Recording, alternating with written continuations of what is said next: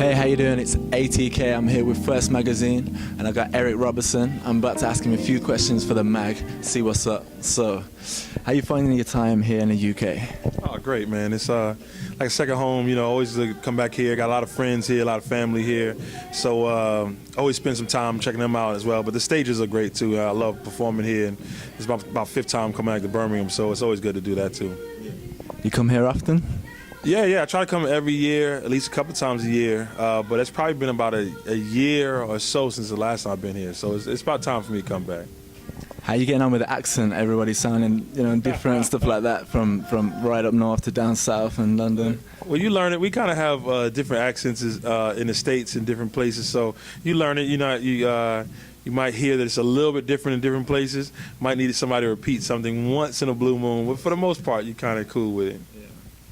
Where did your nickname, Erro, come from? A lot of it comes back from not having a middle name. Like, do you have a middle name? No. You don't have a middle name either. See, that's why we're having this conversation. I grew up kind of always wanting to have a middle name, but a lot of people call me E-R, E-Rob, E-Robe, and Erro kind of came from that. I always looked at it as like the first two letters of my first name and the first two letters of my last name, but it's just a nickname, and there was so many Erics in the business that it was just like, all right, maybe I'll just go as a different name. Maybe I choose one of these nicknames that kind of always been called. But at the same time, I started using my own name as well. We got another Eric right there. But what are you working on next? What's to come? Well, we put out an album this week called B-Sides, Features, and Heartaches, and we actually have another album tentatively called Musical Monologues that are coming out later this year. So we're trying to put 2 albums out this year. And just keep touring, man, and just keep growing, just sharing it with everybody what we're doing. Who inspired you when you were starting out, before you had a name, before you were anybody, wow, and you were looking up and out? It all starts for me with 3 artists. There's a gospel group called Commission. The artist Fred Hammond was one of the lead singers of that group, and that was the first time I really was affected by somebody else's music. Like, the music really moved me. Stevie Wonder was the first time I ever realized that someone actually had this as a career. Someone thought this out. Like, I'm writing this album, making a record. And then A Tribe Called Quest was the first time I really saw all my influences all kind of meshed together. So every time I sit down and try to do music, it's a mixture of Stevie Wonder, Commission, and A Tribe Called Quest. That's the foundation of what we kind of built on. Big artists. Okay. What new artists are you listening to now? Laura Mavola is amazing. I know she may not be necessarily new, but there's a girl group named King back at home, back in the States. That's album's coming out this year. Phenomenal. But man, there's so many talent. I can go on and on. There's my good friend Aaron Camper, who's on my last one. This album, B-Sides, Features, and Heartaches, that we just put out. I think he's about to really make some noise over the next year. But there's so many people making some great music. There's a song called Liquid Love by this guy Chris Turner that I think is really, really amazing. I was really impressed with that last year. So many people, man. I can go on and on. My good friend Algebra Blessed, who I've worked with many times. I can't say she's a new artist, but she has had an album just recently came out. And I can see her coming out here real soon, and people really gravitating to that album. Look out for those names. All right. House music is massive over here. Yeah. So your song Change For Me. Yeah. What made you kind of change to bring out a house? Yeah. I mean, really, that record, I did it with a good friend of mine and a producer named Oshunlade. And when we went to do that record, we just said, let's just try to make the best record we can make. It just was where we were at the time. And it was a great record, man. A life-changing, world-changing record. So was that like your influence? Like, did you want to make a different genre, or was it them kind of saying, let's try something new, can you jump on this, or did they kind of fuse your vocal with the track as it was? Well, yeah, I think it was, a lot of it was, I would say that I grew up a house head just because New Jersey has a heavy root of house. So I always appreciated it. Did some house music even before that just didn't blow up to that magnitude. And just working with Sean Day, one day we would do a soul record, next day we might do a hip-hop record, or it just happened to be that's where we were kind of working on at the time, and the ideas kind of flowed, and before you know it, we recorded some vocals. Amazingly, the funny thing about that record was the label that initially put that record out like went bankrupt and just died. So that song sat around for like 2 years. Like no one did anything, and then someone put it out on a compilation, and then that was it. Like, so I remember like, wow, that song didn't do anything and just disappeared, and then like 2 years later it just exploded. Change for me.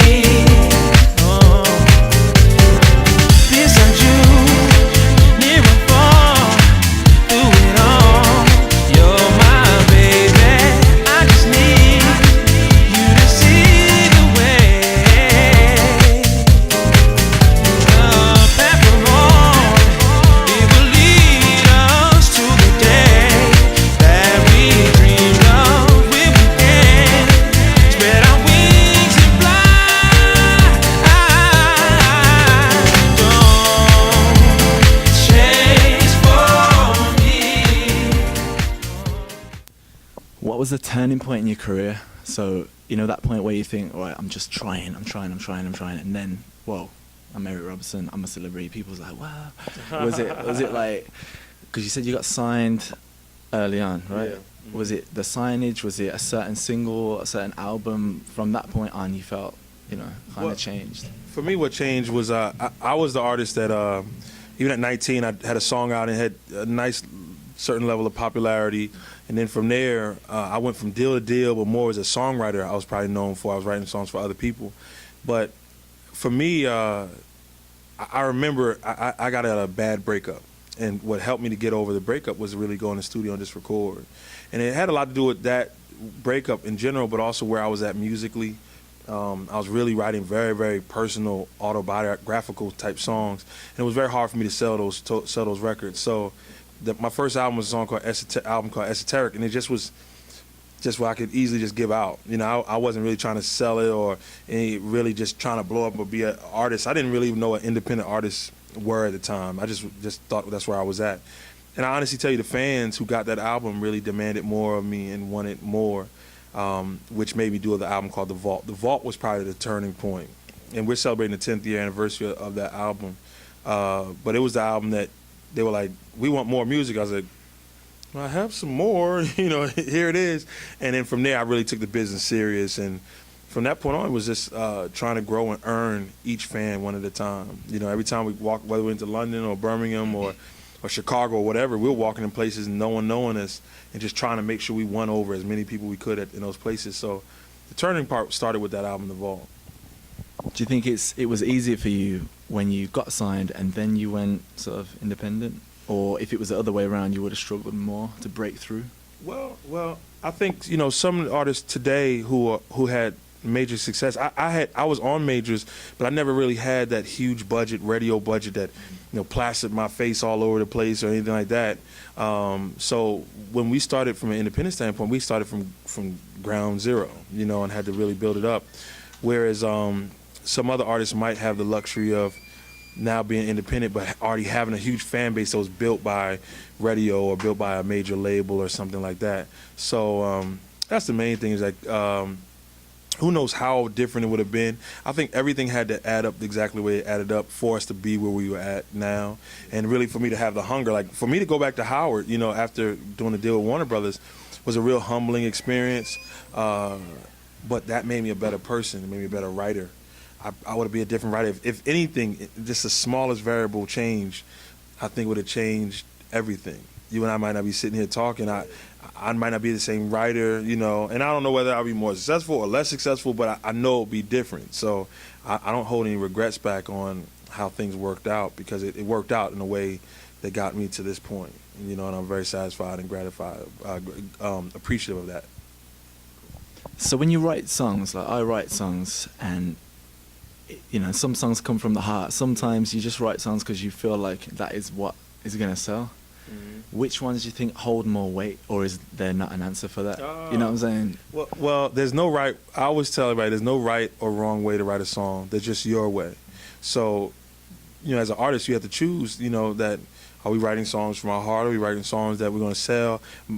Writing songs that I think are for the masses doesn't necessarily work for me.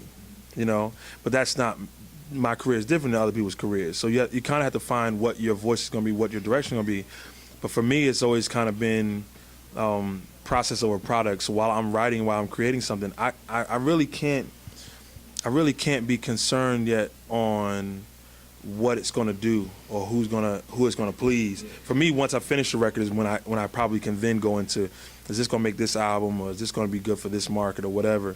But while I'm just creating, I kind of just, whether it's something personal to me or just something whatever, I'm really just diving into the character that I'm portraying while making the song, and just trying to make the best song I can make. Cool. Last question is, what advice can you give to artists like me that are coming up?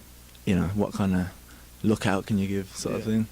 Well, several things. One, approach the whole thing like a fisherman. And every goal that you're trying to achieve, whether writing a song, whether growing up, blowing up as a big artist, impressing a whole audience, it's not can I or will I, it's when will you do it, you know? A fisherman with a pond full of fish. So when writing a song, it's not can I write the song? No, the song's going to be written. The song can be written. It's there already. You just have to be patient enough and focused enough to get through it. So not allowing self-doubt or anything getting in the way of yourself. Just kind of stay through the whole process. So all those things that you go through, yo, it's already written for you. Like, it's really written for you. We all have the opportunities. Just how prepared are you when those opportunities come? You know, so at all times we should be constantly keeping ourselves in shape for our opportunity. You know, and I don't mean like pull-ups and whatever, but that means from writing or performing or just as much time you can be on stage. So when that opportunity comes that you find a pond full of fish, that you put the right bait in and pull that fish right out. You know, but a lot of times when we approach songs, we go, man, can I write this song, or is this song gonna work? Or we get on stage, are people gonna like this? Gotta be far away from that. Everything should be, it's already there for me, you know? And if you go from that approach, man, you'll be fine. Adding to it, is there anything that at any time in your career that you thought, this ain't for me, or, you know, a doubt, you know, that doubt? Yeah. Did you get any doubt at any point in your career to do with music? You're going to have that because, I mean, there's ups and downs in this business. I mean, you can be, I know friends who sold millions of records and they're on like album number 5 and they still might have doubt because every time you go in to make an album, it's like trying to win a whole people over what you create, and one bad album or whatever can kind of change everything. So you can allow that to come in. I'm at a point now where I do very well with not having to deal with doubt. But I'll tell you, I mean, just in all honesty, there was a period where all my friends were getting signed and being very, very successful, and I was still sitting at home and I was writing songs for different people. And there could have been time for doubt to have sinked in at that point, but music saved me from that. I honestly tell you that. And the great thing about that was that's really where the whole thing, I mean, everything started crashing, the breakup and everything just really came at the same time. So I was rescued by my music, and that brick wall that I ran into became a blessing.